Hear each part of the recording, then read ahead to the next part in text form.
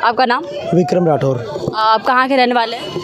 मैं हाँ जी। दिल्ली से। आप बायकॉट अभी फ़िलहाल चल रहा है पठान के ऊपर। लोग कह रहे हैं कि बॉलीवुड को बायकॉट किया जा रहा है। बॉलीवुड को बायकॉट क्यों किया जा रहा है? बायकॉट करने का कारण क्या है? देखिए, एक चीज़ है कि बॉलीवुड ने अपनी गरिमा खो दी है, सबसे पहली बात। आप देखिए, ब्लैक एंड वाइट के ज़माने में कितनी अच्छी मूवी बनती थी। चंद्रशेखर आज़ाद के ऊपर मूवी बनती थी, भगवान राम के ऊपर मूवी बनती थी, ठीक है, शहीद भगत सिंह के ऊपर, जिसको आप परिवार के साथ बैठ कर देख सकते हो। लेकिन जब से बॉलीवुड में दाऊद गैंग का इंटरवेंशन हुआ है, तब से एक अश्लील स्क्रिप्ट लाके उसमें परोसी गई। आप सब जानते हैं इस चीज़ को कि देखिए कि दाऊद मंदाकिनी नाम की हीरोइन को लेके आया था, जिसकी उसकी पहली मूवी थी राम तेरी गंगा मैली। उस टाइटल में एक दिखता है कि उनका नैरेटिव किस तरफ जा रहा है, जिसमें मंदाकिनी के जो सीन थे जिसको आप परिवार के साथ बैठ कर नहीं देख सकते, ठीक है। तो बाद में आईबी ने भी एक रिपोर्ट, उन्होंने इन्वेस्टिगेशन किया था कि एक पर्टिकुलर जो सेंसर्ड स्क्रिप्ट है जो बाहर से आती है और यहाँ के राइटरों को दी जाती है कि आप इस स्क्रिप्ट को आगे फॉलो करो और आप पर्टिकुलर आर्टिस्ट को ही लो इसके अंदर, ठीक है। तो उसमें आप देखना, जैसे कि खान गैंग है, तो ज़्यादातर बड़े बैनर की मूवीज़ उनको मिलती थी क्योंकि दाऊद का पैसा उसमें था। ये मैं नहीं कह रहा हूँ, मुंबई पुलिस का रिपोर्ट है, ठीक है। तो इस हिसाब से जब एक बात करोगे, एक प्रॉपर एजेंडा, आप प्री प्लान्ड एजेंडा चला रहे हो कि इस देश के अंदर आप अश्लीलता परोसो। क्यों परोसो? आप हम समझो इस चीज़ को कि आज बच्चे किससे सीखते हैं? टीवी से सीखते हैं, मूवी से सीखते हैं, मोबाइल से सीखते हैं, ठीक है। अगर हम टीवी और मूवी के अंदर सिर्फ अश्लीलता ही दिखाएंगे तो हमारे जो बच्चे वो क्या सीखेंगे? वो अश्लील हरकतें ही सीखेंगे, ठीक है। उसका परिणाम आज देखिए आप, आज जनता जागी है सोशल मीडिया की वजह से कि लोगों को पता चल रहा है कि क्या हो रहा है, ठीक है। आप सीपी में कहीं भी चले जाइए, किसी भी हेरिटेज साइट पे चलिए, आपको बच्चे अश्लील हरकत करते हुए दिख जाएंगे। मैं नहीं बोल रहा हूँ, ये दिल्ली की हकीकत है। और आप किसी भी मेगा सिटी में चले जाइए, आप मुंबई चले जाइए, मुंबई की चौपाटी पे आपको बच्चे अश्लील हरकत दिखेंगे। वो इसी मूवी, इस तरीके की जो अश्लीलता परोसने वाली मूवी है, उसकी वजह से ये बना हुआ है, ठीक है। देखिए, अगर हम भगत सिंह के ऊपर मूवी बनाए, चंद्रशेखर आज़ाद के ऊपर मूवी बनाए, तो बच्चे देशभक्त पैदा होंगे। अगर बच्चे ही बिगड़ जाएंगे तो हम एक जिम्मेदार नागरिक नहीं बना पाएंगे। अगर हम जिम्मेदार नागरिक नहीं बना पाएंगे तो ये देश मजबूत नहीं रहेगा।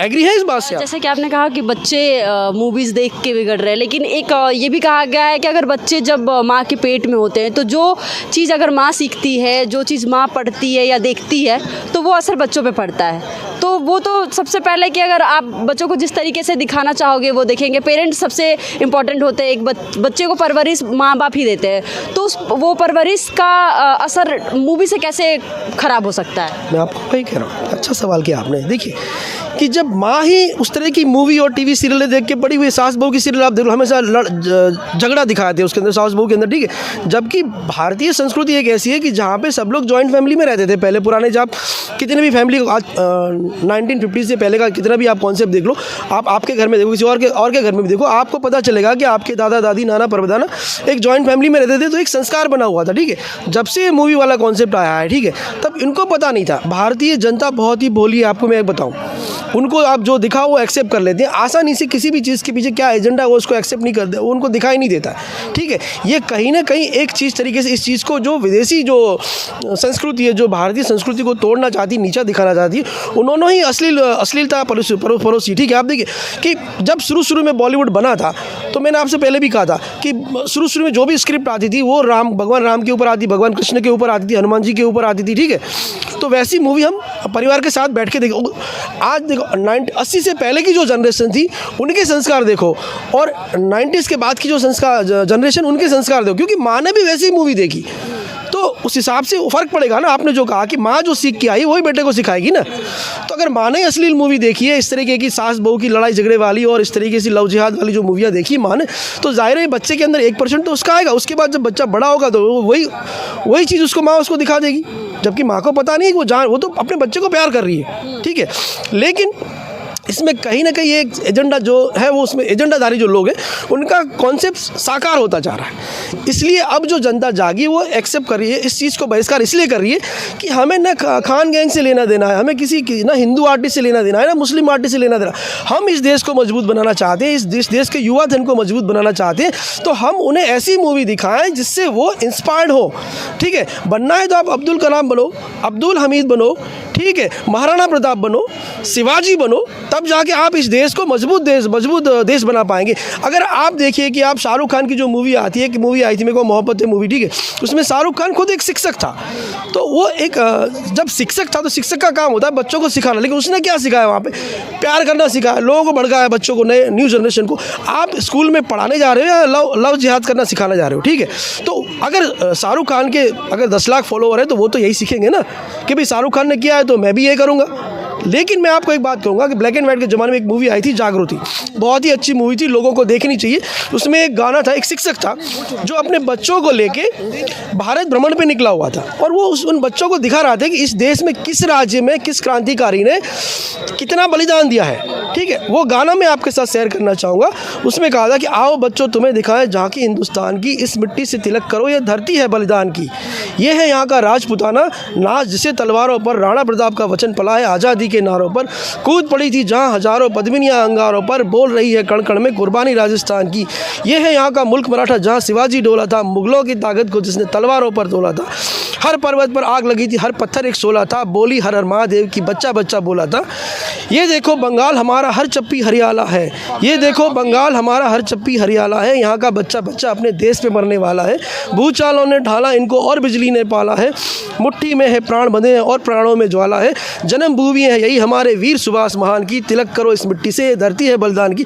तो वो शिक्षक उन बच्चों को सिखा रहा है पूरे भारत में ले जाके कि इस भारत में हर राज्य के अंदर जो जो क्रांतिकारी हैं उन्होंने क्या बलिदान दिया है, तब जाके हम आज इस देश को इतना मजबूत बना पाए हैं, ठीक है। तो ये जो गरिमा है इस बचाने के लिए अगर हम इस बॉलीवुड जैसे जो अश्लीलता परोसने वाली जो मूवी है उनको अगर हम आइकॉन मान के अगर हम आगे बढ़ेंगे तो हम इस देश में कभी जिम्मेदार नागरिक पैदा नहीं करना पाएंगे। लेकिन कुछ लोगों का कहना है कि SR के जो गैंग है वो बायकॉट कर रही है बॉलीवुड का, जब से सुशांत सिंह राजपूत का केस आया है उसके बाद से बायकॉट होना शुरू हुआ है बॉलीवुड का।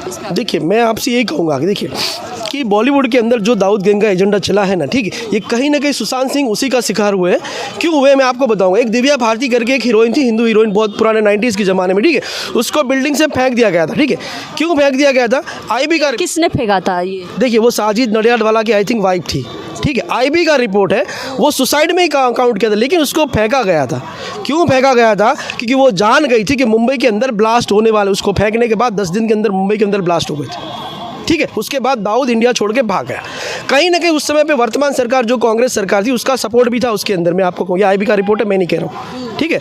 अब आप समझिए कि इस तरीके की जो वारदातें हो रही थी, क्योंकि वो जान गई थी, हिंदू लड़की थी, हिंदू आर्टिस्ट थी, और वो तो इतने लेवल पे थी, उस समय भी टॉप की हीरोइन थी वो, उसको मार दिया गया। उसको तो सुसाइड करने की जरूरत नहीं, ना ही वो डिप्रेशन में थी, उसकी शादी भी मुस्लिम से हुई थी, हिंदू लड़की थी फिर भी, ठीक है, लेकिन मार दिया गया, सुसाइड में बताया गया, ठीक है। उसके पीछे का एजेंडा यही था कि उसको पता चल गया था कि ये बॉम्ब ब्लास्ट ये लोग करने वाले हैं उसमें, लेकिन बाद में सरकार किसी और की थी तो उसको साबित नहीं कर पाए, ये बात अलग है। लेकिन IB का रिपोर्ट आज भी वो, अगर आप उसको इंडियन IB आर्काइव्स है उसमें जाके देखोगे तो आपको रिपोर्ट मिल जाएगा।